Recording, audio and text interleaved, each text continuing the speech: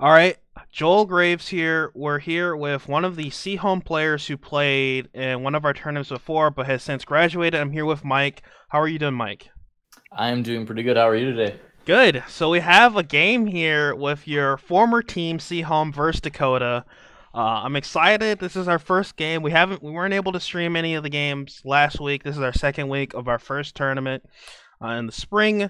It's exciting to be back. It's exciting to see Seaholm. I forget how has been participating. I'm pretty sure since we've had our tournament. I think it's been Oh, yeah, 4 or 5 years. yeah, absolutely. I believe, in the very first year of the LCU tournament. I believe back then there was only, I want to say, either 8 or 16 schools, and since then it's grown quite a lot. Yeah, this is exciting. I cannot wait for finals. I know Seaholm actually won last spring, and excited to see if they can win again in the spring to find some success. So, what are your thoughts on the first three bans for both teams? So heavy on the support bands, absolutely, which is My audio? I guess the audio went out.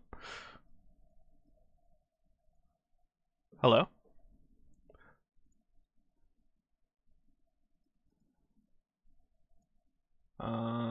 Looks like we're having some technical difficulties.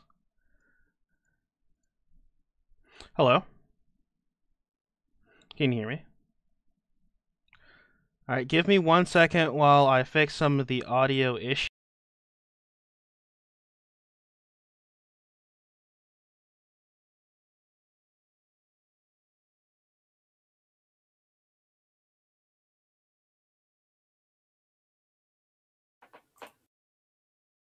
hey, can you hear me now? Okay, okay, that's weird. Alright, we're back. Looks like Discord swapped some settings over on me. Oh.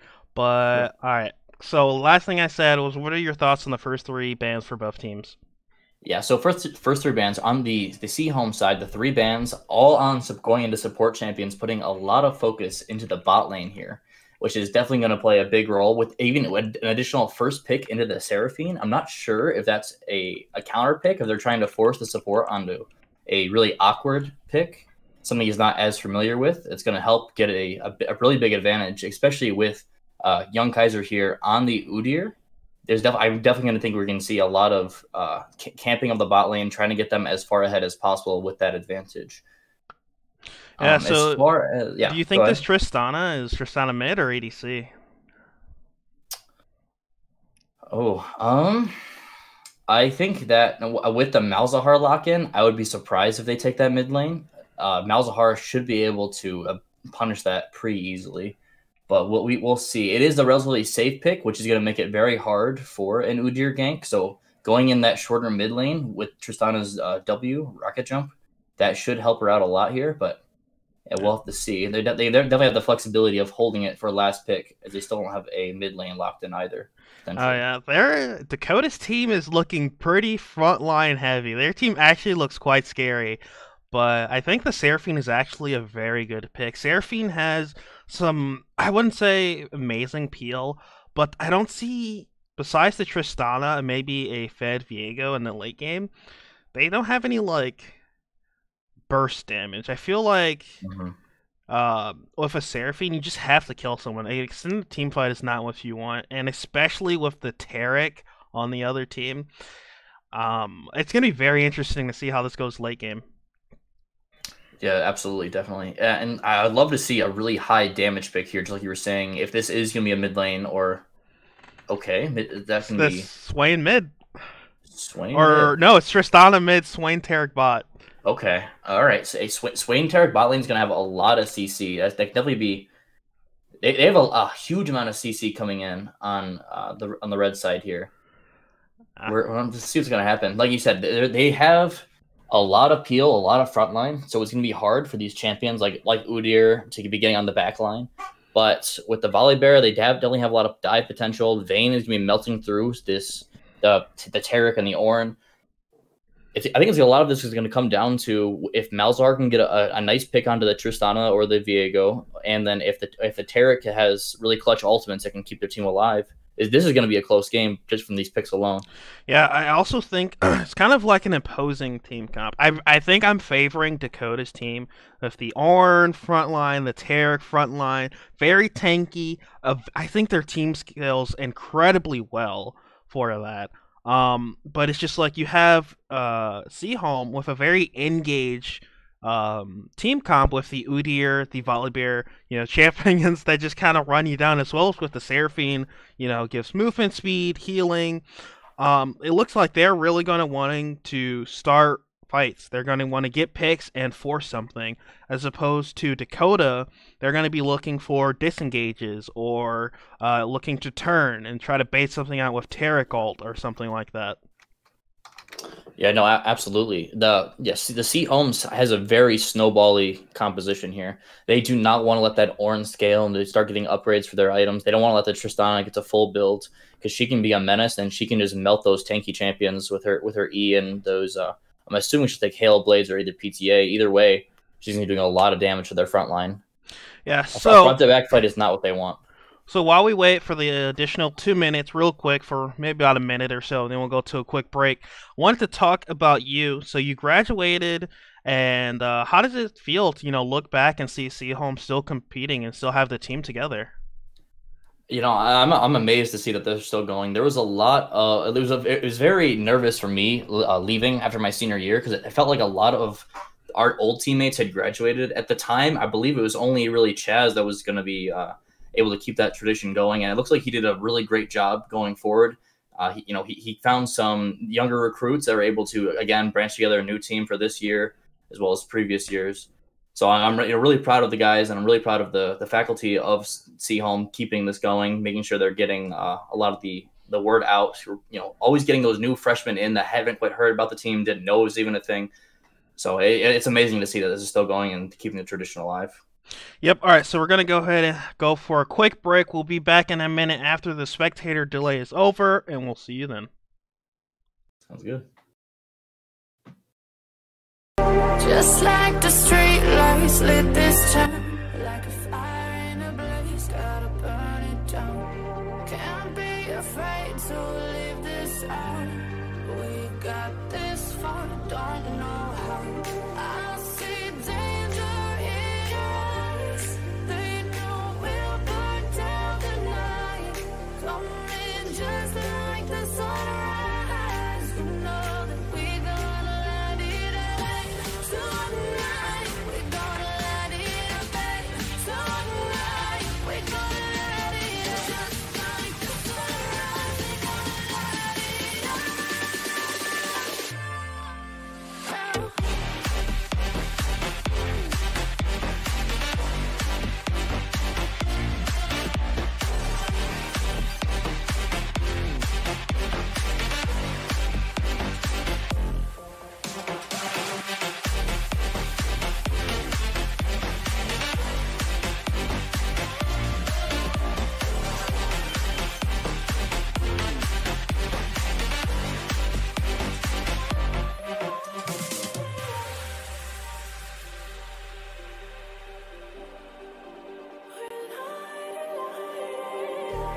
Just like a spark that's breaking out. Can't make a stop, can't turn back now. We know that there's no room for doubt. No, we can't turn back now. I see danger in your eyes. They know we'll burn down the night. Coming just like the sunrise. You know that we're gonna let it out. Tonight, we're gonna let it out, babe. Tonight, we're gonna let it out. Just like the sunrise, we're gonna let it out.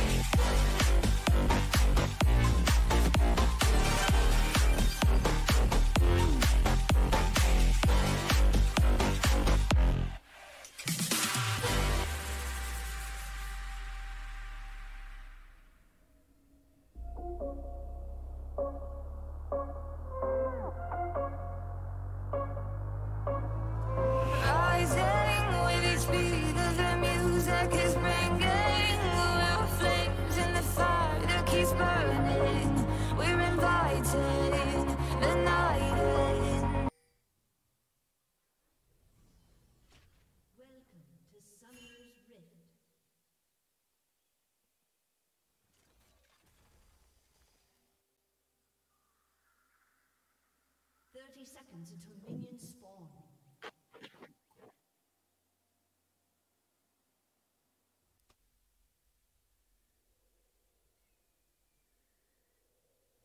Yeah. All right. We had another game pause going on again. So yeah, like you said, just a standard 5 point. Neither team really wants to invade. They don't have a very strong early game start. There's no hook champions. There's no Thresh. There's no Blitzcrank. No Nautilus from the bot lane. So both teams just want to play it safe and have a strong early start. Yeah, it looks like I was muted there for the first bit. But yes, like I said, it looked like both teams are 5-pointing. Look like we might have a DC, as Tarek is still in base for Dakota. But I think it's fine. I think they're still playing. We do have a 3-minute spectator delay, and they'll let us know if there's any problems. But, so, how do you think this early game is going to go? Well, I mean, starting from the top lane, I think that's going to be a very farm-heavy match. Unless the Volibear can chip away or the Ornn overextends, I really don't think we're going to see a whole lot of action up there. It's going to be pretty hard for either side. As a top lane player, like that should be a pretty safe lane, safe matchup. But I think a lot of this is going to come down to what Kaiser can pull off with this Udyr. Like I said before, mid lane is going to be very hard to gank.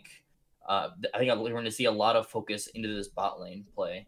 If they can get that Swain Taric behind and get this Vayne scaling up and ahead, they're gonna have no problem dealing with their tanky champions. Yeah, as a jungle man, I think that I haven't seen Viego since his launch. I think he's been nerfed. You can correct me if I'm wrong, but I think Udyr's just, Udyr's been meta. I'm happy. Udyr was one of my main champions since I've started. Back at the end of Season 4, and I love it when he's meta. I love the farming, I love the ganking, I love the out-rotating your opponent, and I really like I said, that he's meta, and it looks like both junglers starting on the opposing side, so it looks like this Udyr's going to try to put some early gank pressure possibly on top side, as Viego's going to opt to go bot, so it doesn't look like we'll have possibly any skirmishes early in the jungle. Yeah, no, I agree here. And if you look top lane, we see that the Volibear is pushing in these first couple waves with that passive of his, which is ultimately, if he can't get this shoved under tower, it's going to make it very hard for the Udyr to gank there. And he gets a decent chunk of damage down, although he's just going to heal that all back up between Biscuits and his Doran shield. Oh, yeah. I mean, he's already used his potion, actually, so Volibear definitely putting in some work. For those of you who do know the league, was a bit of a Trick 2G fanboy, so my two highest mastery point champions, I don't think they are anymore, but my highest is Udyr, and I think my third highest is Volibear. I love the champions. I like the Volibear rework. The ultimate is just such a strong tool for coordinated play. Absolutely. I think anybody who's been following or playing League for a few years at least has been a Trick 2G fanboy at one point. I know I absolutely was. Looks like we have early trade coming in here from Tristana. Looks like it's going to be somewhat even, as mid laner from Dakota was taking a bit of damage from the minions. Yep, absolutely there. And then again, we see a nice farming bot lane. We see that we're going to have an Ignite. Forcing out the flash. That's close. That's actually, I think that's... yeah, I think that's beneficial for the Tristana. That's going to force the Malzahar TP, actually. So, very good. Tristana, very early, aggressive champion. I think once Malzahar honestly gets some gank pressure, or just comes back, Malzahar is such a safe champion to farm and get things done. Yeah, absolutely. If he can make it through laning phase, hitting level 6 without dying. Looks like we're going to have a gank come in. Here. Oh. Not quite. They didn't quite commit hard enough. I mean, they got the flash from the AD carry, which I think if they're pushed up and Taric can flash E, the Vayne, I think it can be very scary, especially with Swain, and they have exhaust, and that could be just such a scary combination. AD carry without flash versus a CC heavy bot lane could just be over very quickly. Yeah, I mean, absolutely. And Vayne has got her tumble, but there's only so much mobility that gives her, especially early game when that cooldown's pretty long. Yeah, I think Swain is one of my. I really don't like that character in bot lane. The E. I mean, I feel like I can dodge it, but getting hit by the Swainy or getting hit by any CC with the Swain there, you can just easily get locked out and take a lot of damage. I'm surprised to see that the Swain has built himself a CS advantage. Yeah, I think that's probably going to come a lot down to, again, like you said, like the Swain being able to poke them out so hard. With Tarek CC with his stun, the Swain can easily combo and pull off that, maybe locking in his own stun as well. It can be very dangerous for that Vayne to walk up too far to try and get aggressive for CS. Speaking of CS advantages, we have a 20 CS lead already in the top lane for Seaholm. Oh, I didn't So, even notice that until you said 20 CS. That's actually incredibly huge. absolutely. Volibear it can definitely be a oppressive champion. And Volibear's level 5. He's already putting the Orin behind. If he can poke him down, hit level 6, and get a gank from Meteor, that can be an easy dive. Absolutely, yeah. Especially with the disabling of the tower from that Volibear's ult. The tower is not even there. Yeah. Should not be a problem at all. The thing about Ornn though is he scales. I mean the champion does scale himself, but he also helps his teammates scale with the Ornn items coming into the late game. So as long as the Ornn's getting that experience and just sitting there safely and not inting away a lead to the enemy, I mean, obviously, you'd like to be, on the same pace or ahead of your laner, but as long as he's getting experience and not dying, that's the best you could hope for your Ornn. Oh, absolutely. We might see a gank here mid lane. No mana for the Malzahar. Oh my god, the flash from the Udyr. That's gonna be first blood for Seaholm. Oh my, that looked very. I think he didn't have mana for his ultimate there. He was able to get it off by the middle of the fight. Maybe he popped the biscuit there, gave him just enough to put him over the edge. Yeah, that. Yeah, that would have been very close if he did not have that mana to root down the Tristana there. Yeah. And that's going to be very good for Seaholm. I mean, Tristana, very aggressive champion, already set behind, and your opponent has got 400 gold right there. So that's definitely going to help out in the matchup. And since the Malzahar was even, but now they're ahead, so that's definitely going to be very good for Seaholm, and not as good for the Tristana. I feel like early game Tristana is really where you shine and build your lead to snowball. No, I agree with that. And then to make matters worse, she also started a cull thinking it was going to be a very farm-intensive match where there was going to be a lot of kills. So she's setting herself further behind in that early game, hoping that she can hit that mid-game spike once her cull passage is all finished up. So she's effectively down 800 gold here between that first blood kill and purchasing a cull for herself. Yeah, I'm still looking at that top lane difference. The farm difference has not changed. It's still it's increased. What is that? 30 now 30 CS? That's crazy. That is nearly 2 kills. Oh my god, that's going to be a re-gank. That's going to be a flash out from the Tristana. That's actually really big. Tristana, if Malzahar could easily flash ult the Tristana with a gank and kill Tristana. That's actually really bad for the Tristana, so that's a really good roam down from Seaholm's top laner. Oh yeah, absolutely. I think probably even after the Malzahar gets just a little bit more AP here, he probably doesn't even need the gank. He can probably solo kill her since her magic resist can be so low as an AD carry champion. So you said you main top lane. How do you see the matchup changing as the game goes on and both champions start to scale? Yeah, so I'm not surprised at all. Especially, it looks like the Volibear here is building Divine Sunderer, and so he's going to be looking to get that Magic Pen and the Armor Pen to hopefully help shred through these tanks. I don't think there's ever going to be a point in this game where the Ornn is going to be able to 1v1 or split against the Volibear. So it's going to be a very dangerous game if the Volley decides to spend a lot of the time in a side lane splitting later, because the Ornn is not going to be able to counter shove. He's always going to be late to a TP fight, or if they do decide to TP at the same time, he's going to be losing even more farm later on. It can be a very, very hard matchup for Ornn. He's not against a tank. He's against more of a bruiser champion. I remember saying that Viego could be quite scary. Looks like he might have a little bit of a fight. I don't think this may not result in anything. Volibear doesn't have vault in. I think that'd be quite dangerous for the Volibear there, especially with Ornn having ult there. But thinking about it, I don't think Viego's going to be able to too much. It looks like we're gonna have ult. That's gonna be ult on the Viego. It's gonna be a stun by the Udyr. That's gonna be a dead Viego. Nothing you can do. Zero counterplay to the Malzahar ultimate.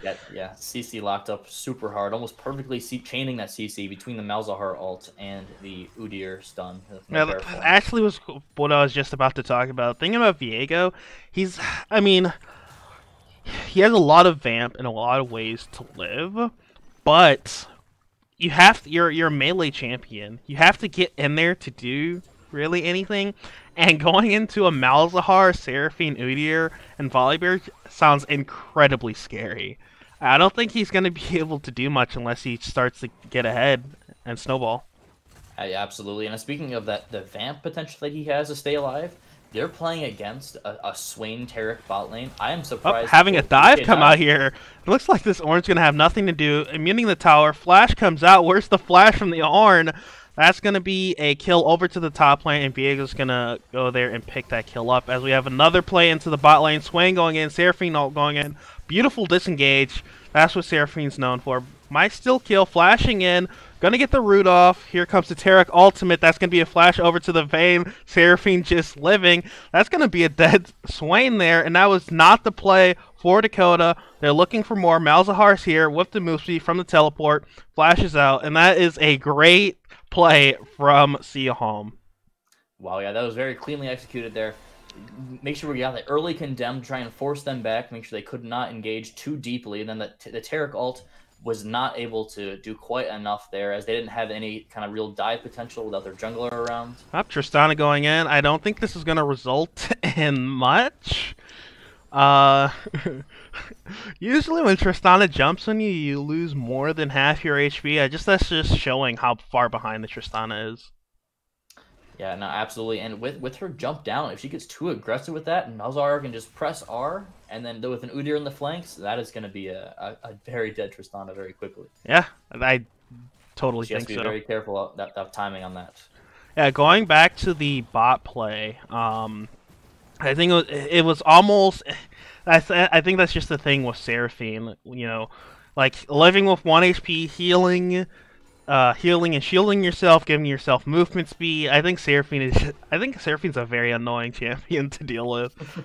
I mean, it's like Soraka, but better. I think because Seraphine also does a decent amount of damage as well, and has CC. I think Seraphine ultimate, when fighting in tight corridors in the jungle, is just scary. As we have Malzahar coming out, this is what I was saying. No way out. And that's going to be a possibly dead Viego, too. He's going to try to look for the kill, but that's going to flash to silence. And that's going to be a double kill over to the Malzahar, going up to the top lane. Plays all around the map. There's probably going to be a dead Seraphine. No flash. There's condemn. Doesn't matter. That was very hectic there for a second. But yeah, not sure what the Vayne's doing here. Possibly baiting for the Udyr, but just going to get one shot by the Swain. Yeah, no, that was very unfortunate. The Vayne just needed to leave there after the Seraphine got caught. Needed to say, all right, that's okay. I'm going to go farm up and try and scale into the late game. It's definitely a little bit of aggressive there. I think that's just the thing. Okay. So, the thing is, like, with Swain plus any other person with CC, you could easily get caught out there. I think this might be a... Okay, I thought he was going to go in there. But it's very scary because if one piece of CC lands onto you, Swain has a lot of damage. Like, he has components right now, but you can just be, you know, 75%, 80% HP and just die in like 2 or 3 seconds. Trying to do a little pink ward baiting, it seems. This didn't quite work out for the Udyr. Tristana just jumps away to safety. This Udyr has been all across the map. It's going to be their second dragon picked up. I'm not sure. Did you see where the Herald was dropped? No, I didn't. I missed that as well. Maybe it timed out? Perhaps, yeah. None of the towers really have very significant damage dealt to them, so... So now... Here it is. There's the Herald. Okay, I think it was... It looked like he had a yellow trinket. So I was like, I'm not sure what happened to the Herald, but there it is. It's unfortunate he didn't pop it before plates despawned, because that could have been easily 2 to 400 gold. for his team. But right now, I think that, it's still quite early in the game. Game's definitely not over by any means, especially since Dakota has a scaling team comp. Eh, if their Viego can pick up some kills and their Ornn can get more levels, I think, especially with Swain late game, Swain can one-shot your AD carry. And Swain is also very, very tanky. Vayne going in here, that's going to be the stopwatch. Here comes the Seraphine ult. This is going to be a 2v3. Viego's coming in. They're just going to disengage. And that's the thing about Seraphine. Her ult and her toolkit are just perfect for disengaging and also getting picks with it. So, looks like we're going to have a 4-man here in this bot lane trying to counter gank. yeah, that was almost very scary. Very scary. Seraphine walking up again. I'm not sure about that. No flash, walking into a Swain, and Viego. Here comes the ult from the Malzahar. That's going to be canceled. Still taking a lot of damage. Here comes the TP. Volibear with ult. This is probably going to be a massacre for Dakota. There's going to be the Swain, and there's only one person left, and that's going to be a perfect play for Seaholm. Yeah, unfortunate that Viego died just before that Terraka ult was able to pop off and give him that invulnerability. That fight could have changed if Viego was able to stay alive just for a few more seconds. They might have been able to pick up a kill on the Vayne. But yeah, that's unfortunate. They really need to be focusing a lot of their energy into that Swain Terrak bot lane just to try and kill the Vayne and Seraphine. They keep seeming to hang on with like a couple hundred HP. Just need a little bit more damage, a little bit more CC. They take advantage of them overextending here if they want to turn this game around for them. Also, the Ornn had teleport there. That could have also made the difference if he teleported before the Volibear got there. Yeah, absolutely. If he was able to TP to the minion wave, depending on where it was, or the nice ult and the CC combo stacking with that Terrak ult. They definitely have a very strong team fight if that Ornn is able to be present. Yep. All we had, somewhat nothing happening. Want to take the time to thank our sponsors of the stream and of our tournaments and everything. So I'm going to thank Lawrence Tech, who is our overall presenting sponsor.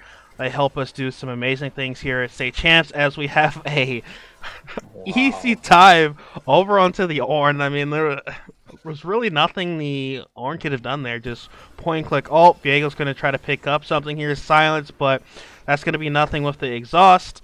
And I don't know. Dakota looks like they're falling apart here. Yeah, absolutely. With that Malzahar, the Leandres on that on-hit target from the ult, nearly taking out half of Ornn's HP, even as he has some magic resist built up into his kit. Oh my god, that's going to be a dead Swain too. He's popping the ultimate, but it's not going to be enough. And, oh my god, the Volibear's diving the support. Turret's 1 HP, ult's going to disable it. Tarek's trying to kite out the Volibear, but I'm not sure. Okay, there's the flash. Oh, the flash after. Oh, wow, okay. I think you probably should have just taken that flash there, but insult to injury, I guess. Yeah, I mean, the Tarek is still worth gold. I mean, Dragon's coming up. I think they're so far ahead. I mean, does the flash really matter at that point? I mean, one good fight could still turn this game around. They're only about 5,000 gold behind as a team. And it's still very close. If the Ornn can get a really large CC fight into a fantastic Terrak ult and ace them, they're still always okay. Around. Yeah. But they're just getting picked off one by one all across the map. Yeah, I think I don't think we've seen Dakota fight as a full 5v5 yet, and I think that's where their team comp really pops off. You have the immunity from the Terrak, you have the CC chain percent health damage from the Ornn, you have the Tristana, which does really good burst damage, and you have the Swain, who is tanky, has really good CC, is just overall a really scary champion to fight in a team comp, especially if a team is stacked up and he's just draining them with his ultimate. So it looks like they're finally going to fight this third dragon, so Seaholm doesn't get on soul point. Yeah, absolutely. It looks like they may be giving this dragon. They're really far out of position to contest this here. They don't have a lot of vision in the area. It could be very dangerous for them to walk up here. especially with the Ocean Soul and all these extra bushes around the map. Yeah, The I night vision. mean, if I was Dakota, I'd just start it up and burn the dragon, but I think it's too late now. Absolutely, yeah. They were waiting to try and catch someone while rotating here. They weren't quite able to. They pulled the dragon out I for think the Seaholm. first thing that needs to happen here is a very good Ord ultimate Yep, we need to or see a it right Tarek now. stun or something. It looks like there it is. Let's see if they can get something. That's going to be a really good stun onto the Ord. Here comes the immunity. 4-man charm. This is going to be really good for Dakota. Immunity'd up, but I don't think it's going to matter. Vayne's just free auto-attacking people in the back line. However, Swain is just living, and he's killing everyone. That's going to be a dead Seraphine. Udyr's the only person left alive, and it looks like Dakota is getting the team fight they wanted. Wow, that was a fantastic Tarek ult, denying a ton of damage as the Volibear jumps in onto 4 of them there. And on top of that, unfortunately, even though the Ornn was not able to knock his ultimate back into the team, he still applies the Brittle proc, which any form of CC will also proc that and do the same amount of damage onto those opponents that it was cast on. So while you're not getting the double, triple Brittle procs from Ornn's ultimate, ulting the pushing ultimate back and his W, it still can do 12. It's still doing 12.5% of your maximum HP as magic damage against all these champions. Yeah, very well played. I think that was a perfect fight for Dakota. They got the dragon, which even if you lose the next 10, or excuse me, you lose the next 2 dragons, that's 10 minutes. You still have to scale up, and that's the huge part, right?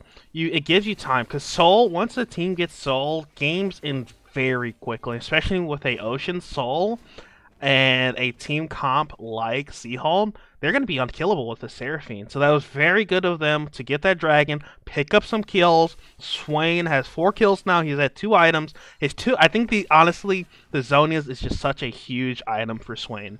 Being able to go in, soak up a lot of damage, take a lot of damage, and then Zonias and heal it all back up. Also while charging your ultimate for a big pop. I think Dakota is definitely still in the fight and has a great chance of coming back. No, absolutely. With a lot of their gold onto the Swain here, that Zonia's is definitely going to be a game changer. I don't believe he had it last fight. I think he was still stuck with the broken stopwatch, and he was still able to decimate Seaholm in that fight. These fights are going to be changing very quickly here, especially as Ornn is level 12. He is very shortly going to be getting his first couple upgrades here. If we see that onto the Swain's Leandres, it's going to be amplifying that damage even more. Oh yeah, I definitely think Swain should be the first target for the Ornn upgrade.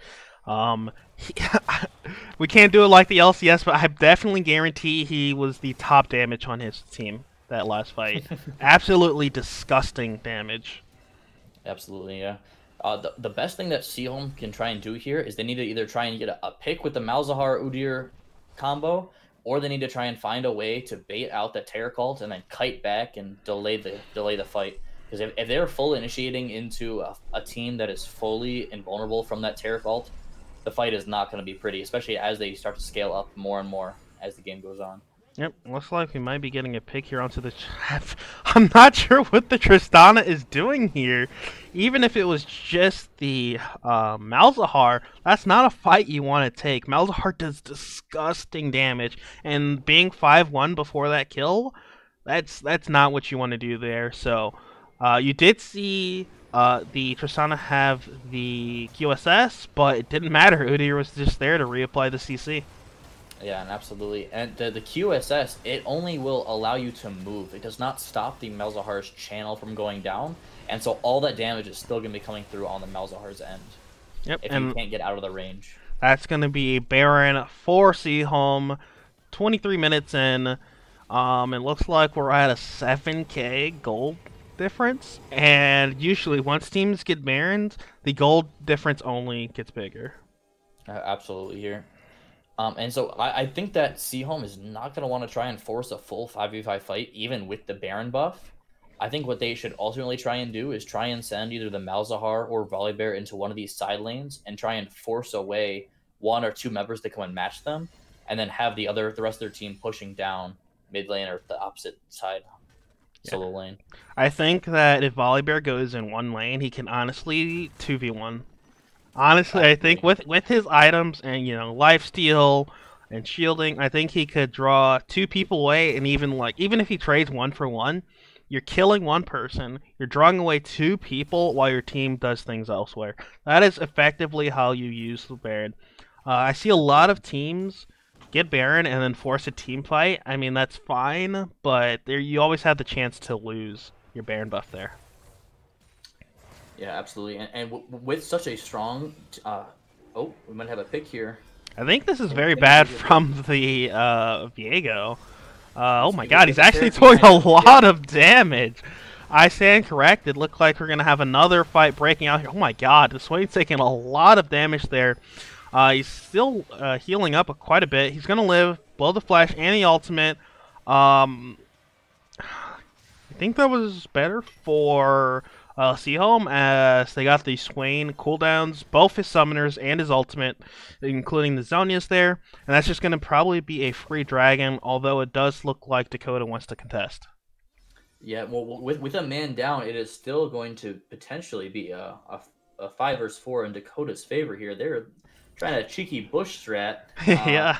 Losing prio on the pit itself. Yep, it looks like Viego's going to go straight onto the Vayne. That's going to be a very good Taric ultimate.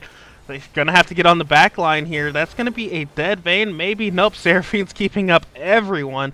Vayne's over here being a Vayne main. Look at the kiting.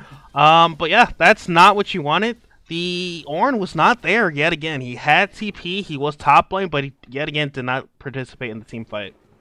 Yeah, he's worried about trying to catch up on that CS difference. Now at 60 CS behind his opposing Volibear. That is a lot of gold in Volibear's pocket. That is not seeing those tank items translate for the Ornn here. Yeah. It looks like we're still around look like 8k gold. They still have a little bit of the Baron buff left, but Seaholm is playing this pretty well.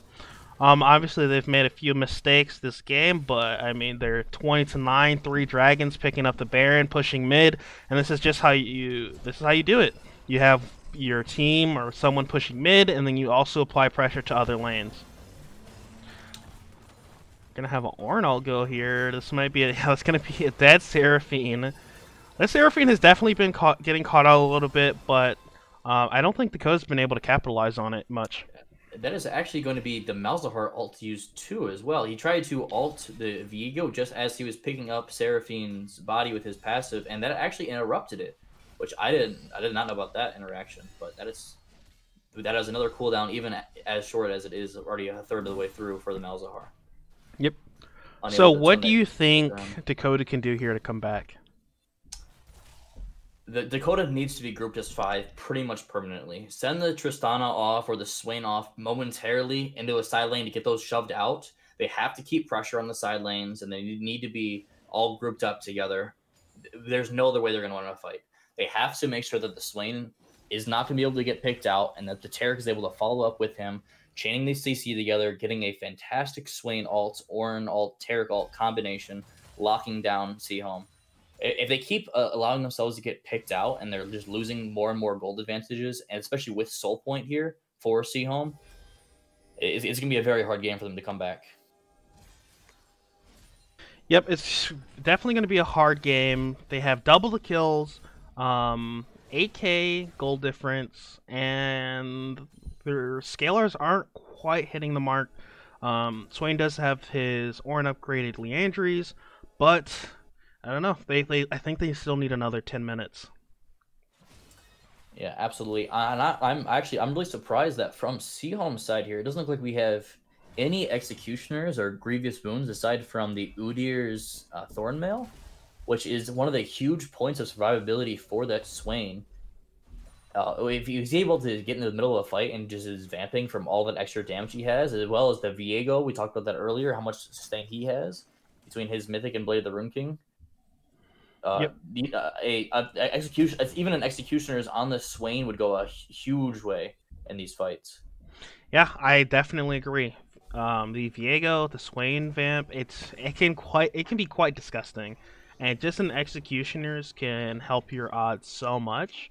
I mean, I think it's a little late now, but if they were closer to Seaholm in terms of gold, I think it'd be a lot better in terms of if they got Soul, Ocean Soul, you know, cutting out that vamp. But I'm not sure.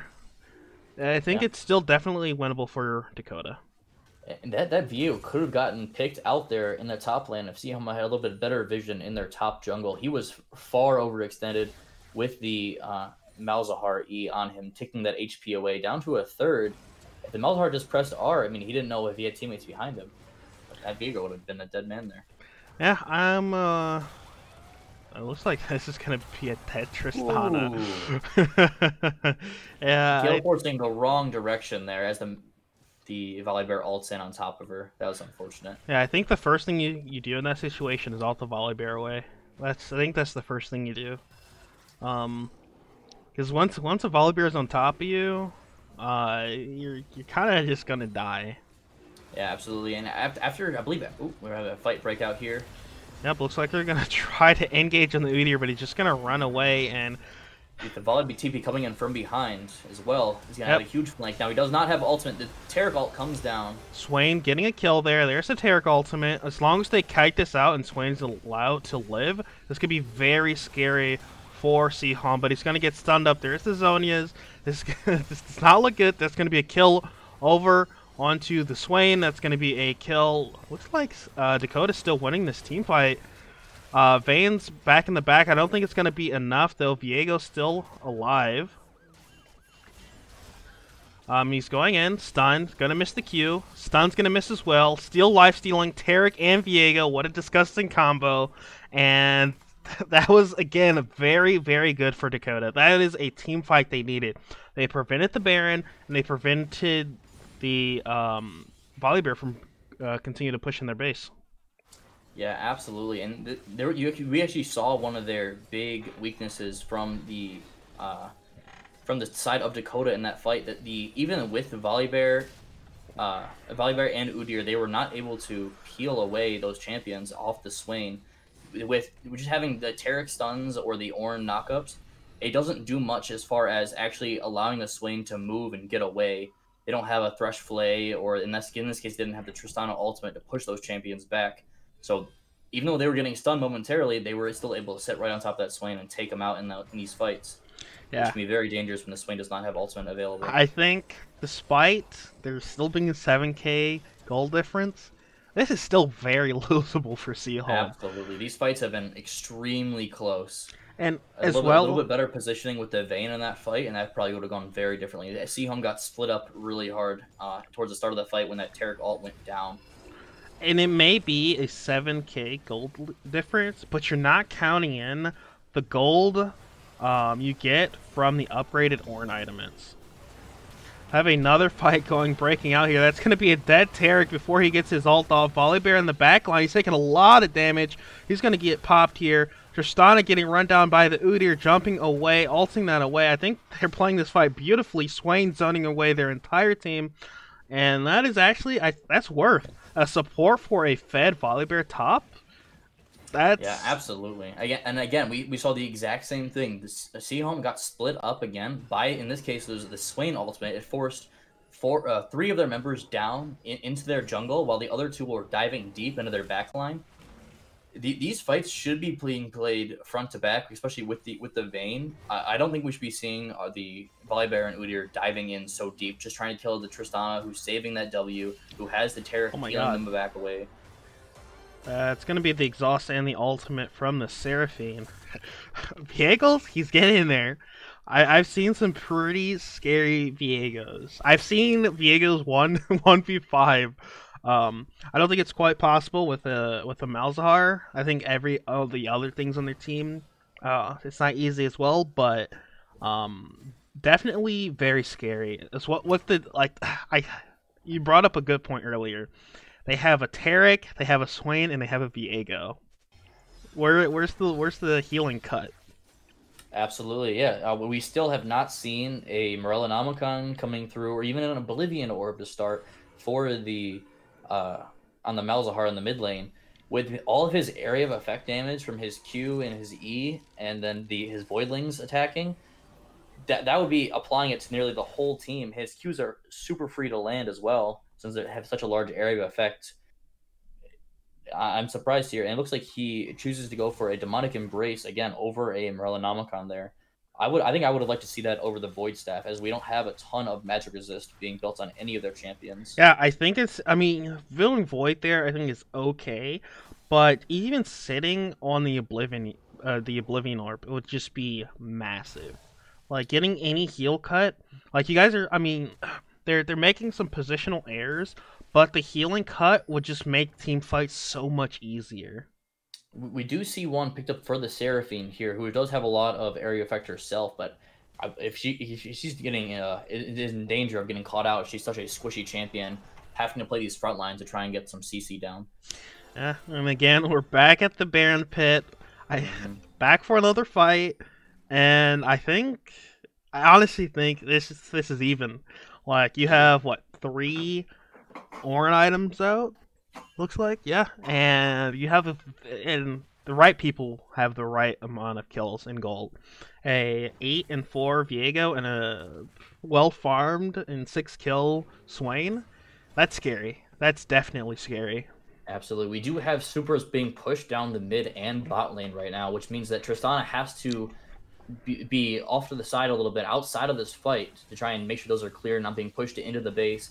If either one of those waves reaches their inhibitor again, then this could be an easy Baron start for the team, and then they can just kite it back because the supers will be pushing down their base before long. Seaholm should have forced Baron and turned because the Tristana was pushing mid, and it's going to take her a few seconds to get there. Team fight breaking out. There's going to be the Orin ultimate. Volibear going back in, getting some decent damage, but just getting kited out, and this is not going the way of Seaholm. They're just getting killed by the AoE damage from the Swain and Viego. That's going to be 3 kills for them to 1, and now they can pick up the Dragon or contest the Soul. I think they should go for the Soul here because Vayne and Seraphine could easily solo it. Absolutely. I think Seaholm made the assumption here that they were going to try and just pick up that Baron since they were right outside of it, and they were running at this Dragon, which was a smart play by them, but I think Dakota realized that in turn they were not willing to give up that soul, which was definitely a good choice by them. I think at this point I'm feeling like a 35 or 40 60% chance that Dakota wins this game. Yeah, no, absolutely. They finally found their synergy in these fights. These Terex ults are massive. They are doing so much work in these fights, just keeping their teammates alive as the Udyr is in the back. In that fight, he was in the back. It looked like he was trying to kill either the Viego or the Tristana, but just unable to do any further damage. The only way that I think at this point that Seaholm is going to be able to win this game is they need to take advantage of their solo players being so much stronger, and that they have to recognize that they have very strong pick potential, but not their team fight is definitely lacking a lot compared to Dakota's comp here. It's not even really like a skill thing. It's just the champions, like Absolutely. Ornn, Swain, Taric, Viego. It's just it's disgusting. Like yes, they have a Seraphine, but like what else do you have? You don't have an Orianna. You don't have a Rel. You don't have anything else that's good for team fighting. You don't have a Hecarim. Udyr obviously very good jungle, but it's good for picks, and they're not playing for their comp. Right. Yeah. One of the main reasons that Udyr is such a strong jungler right now is because of his clear speed, being able to get an early advantage over opposing junglers. He's able to clear from bot side to top side and then get a gank off almost before the other jungler has cleared, done a full clear. And then he also is able to help contest those scuttles. And so he's a very much early game champion. And we saw that as the Seaholm had their really strong early game lead. But as this game goes into later and later, Udyr is not much more than a meat shield for his team. He needs to stop diving into the back and just trying to help peel back and away. A lot of this game is going to go on to Dark Fox's shoulders on this vein here. Yeah, I totally agree. And now there are four players for Dakota have Ornn items. So I honestly think that this 4.5K gold lead I think it's 0. I think there's no longer a gold difference. Absolutely. Not quite sure what the Udyr is doing there. That could have easily been a turn if the Swain landed E or the Ornn turned around. Absolutely, yeah. We see that the Tristana is in the bot lane clearing minions. Maybe he thought he could go for something there. Maybe get a quick pick off, or at least chip down some HP off of the Ornn. But yeah, no, that was definitely a very dangerous, aggressive play. I do want I to heard some back pings going down. note that although the Tristana is 0-6, she has 350 farm. Absolutely. That's actually huge. Like 3.5. I think she'd honestly have 4 items if she didn't have to buy QSS. Yeah, that's likely. And the other thing is, This might be a pick over to the Udyr. It's gonna be very hard to chase the Udyr down. He's just gonna run away with the blue smite movement speed. And going back to the Tristana, but yeah, they are constantly shoving waves into base, and Tristana's catching every wave. exactly, and these are super waves on top of that. And if she's smart about it, she could be using those supers to allowing the super to kill all of their own minions, which is going to be further denying any kind of gold going towards Seaholm, as we're not getting any minions pushing out onto their side. All those minions are dying to the supers in the base, so no gold is going into their pockets, and all of that is headed right into Tristana's. Alright, so I'm gonna make a prediction here. I think that the game is gonna end within 2 minutes of the next dragon dying. Because both teams are on soul point. I think if Dakota gets soul, I think it's unwinnable for Seaholm. Absolutely, no, I think I agree with that. We do finally see the Oblivion Orb coming down for the Malzahar, which is too little, too late. I think at this point in the game, they needed that really much earlier at those earlier dragon fights to help them secure that. Yep. We have dragon spawning here in less than a minute. This is gonna be definitely should be a catch on Malzahar. Oh, if they get this catched, I think the game's over. Oh yeah! Oh my God, that's gonna be the ultimate, but he's not taking any damage. That's gonna be a dead Malzahar. Here comes the TP, but that's a TP into your death. This is huge for Dakota. I think that this is gonna be. I don't think they're gonna catch the Udyr, but I think they just run it to Dragon, get soul, and then they're just unkillable. Absolutely. With this being this late in the game, death timers are so long. We have the dragon coming up in, I believe, about 40 seconds from here. But these death timers, they'll still be in base as the dragon spawns. And maybe a catch on the Udyr. I think that the only possible way is if Vayne 1v9s. I think that's the only way.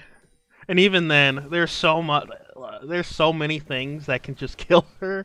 Like if the Taric was on the Vayne's team, you just ult the Vayne. Oh my God, that looked close. But that's gonna be the soul over to Dakota, and I think that's GG. I think you might be right. With 3 members still down, 2 coming up shortly, I'm not sure they can defend, and they're just running straight for this Baron here to further just lock in that victory with Ocean Soul and a Baron buff on them. It is going to be very hard to do any damage at all, and impossible through Taric healing, Taric shield, Swain healing. Viego scaled super hard into this late game. Yeah, I think this might be wrapping up here. Yeah, I like going from what did they have, like double Dakota's kills and like 8K gold difference. I also participate in GG leagues. I do a lot of their tournaments and things, and LTU also has a team that I help coach and do a lot of their scouting and look at their games. A lot of times I see teams do not recognize or they don't execute their comp. Okay, so you have Dakota. I think Dakota has a very easily executable comp. You have your Swain there.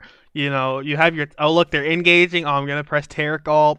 You peel for the Tristana and peel a little bit for this. I don't think Swain needs that much peeling really, but it's very easy as opposed to Seaholm. All right, we gotta get picks. We need to win through split pushing. We need to win that way. Like you said, our solo laners have way more gold and are doing a lot better, or were doing a lot better.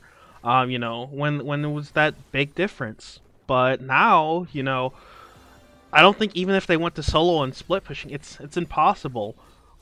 Like, you have 4 Ocean Dragon soul on like you look at it, you can't kill the Viego. I think even if you had 3v1 the Viego, unless you like just land the insane CC comp, it's nothing you can do. Assuming that Malzahar is not in that 3. Yeah. That's what I was like. Unless you get like just completely CC'd. Oh my god. Yep. We see this late game Tristana absolutely melting the Volibear.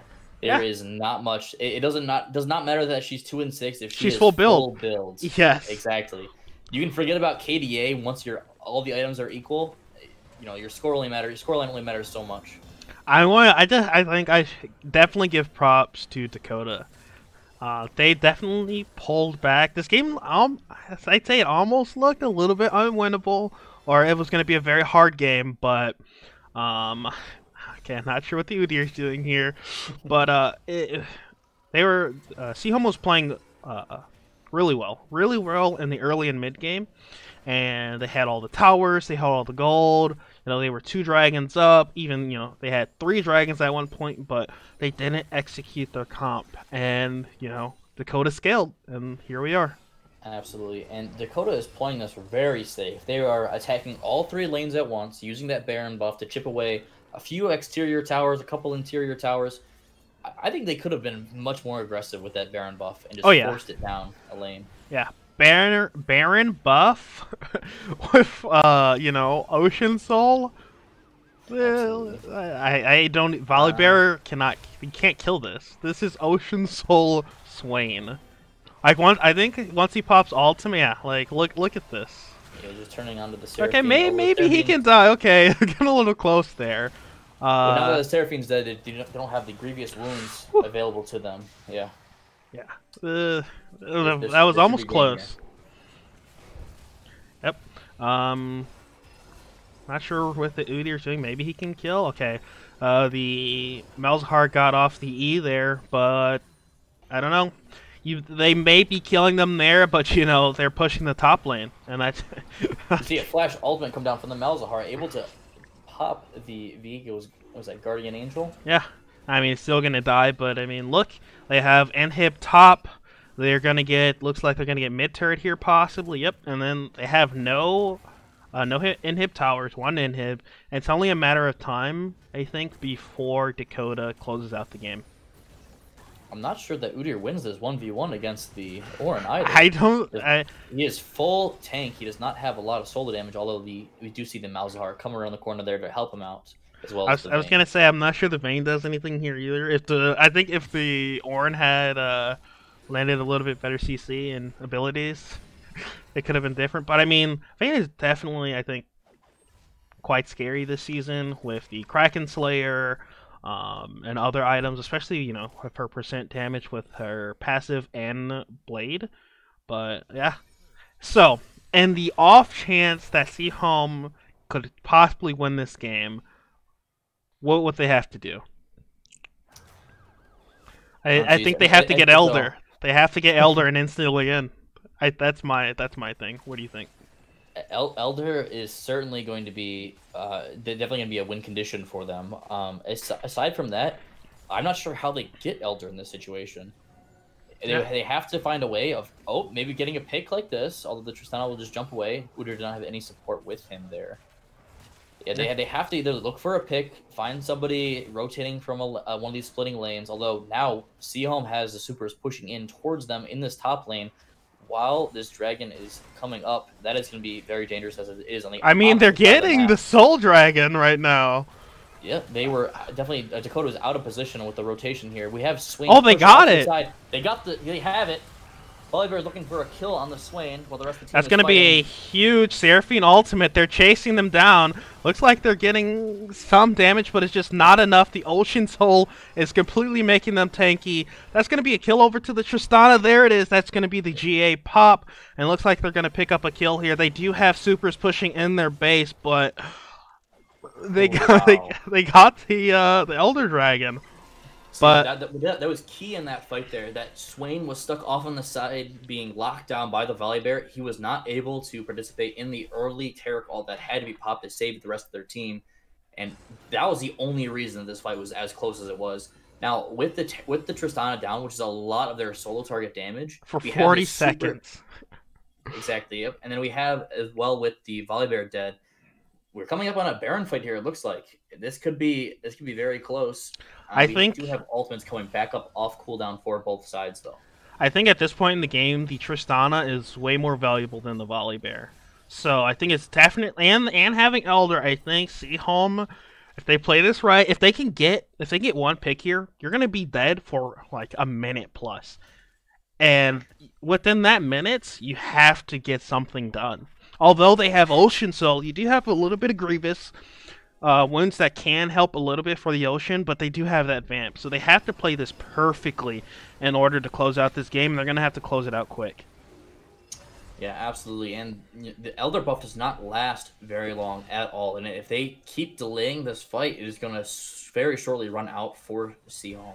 And they're going to lose any kind of advantage that they might have temporarily. Yeah, I think they have to force this Baron, force a fight, win, and end the game. And it looks like they're just burning down this Baron. It's at 5k. Absolutely. With Vayne does a lot of solo target damage as well as the Udyr, even though he's full tank. And that's Baron. Okay, so they had one buff fall off, which was Elder, and they picked up another. I think Dakota was very scared of trying to fight into that Elder buff there. These fights still have been very close, and on the HP side, and if they drop below that threshold, they're going to get executed, especially with both Guardian Angels down for their team. Yeah, okay. We're getting a little aggressive here. That's going to be an amazing Seraphine ult. Absolutely. Kiting back that Swain ult that is going to be on cooldown for this next fight. They still do have the Taric ult to be afraid of, though. Yeah. Okay, looks like Vayne also... Oh my god, Vayne doing so much damage. Oh, one more Q. Oh, they're diving. That's going to be a dead Ornn. Looks like we have Viego in the back line. That's going to be a dead Vayne, and that's not what you want to see. Looks like they're going to kill the Udyr. And this is just such a close game here at 51 minutes. Both teams fighting incredibly hard to close out this game.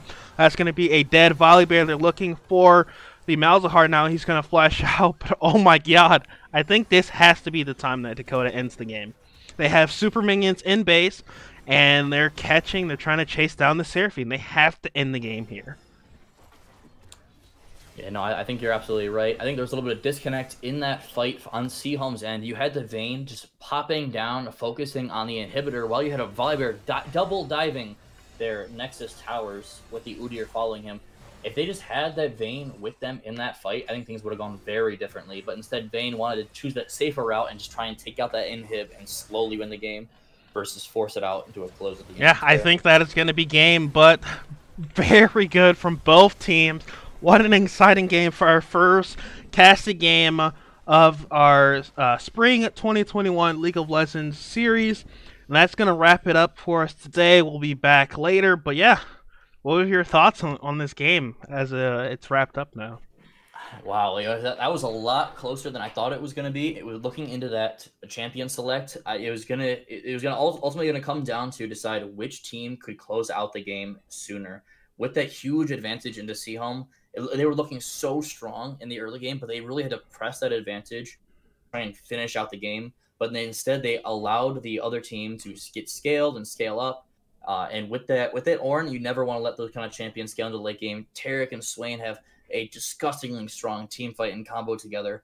And so because of those three champions alone, they were able to make their way back from being so far behind, which is very well played. Yep, I have GG to both teams. That was exciting. I keep saying it, but that was a 52-minute game.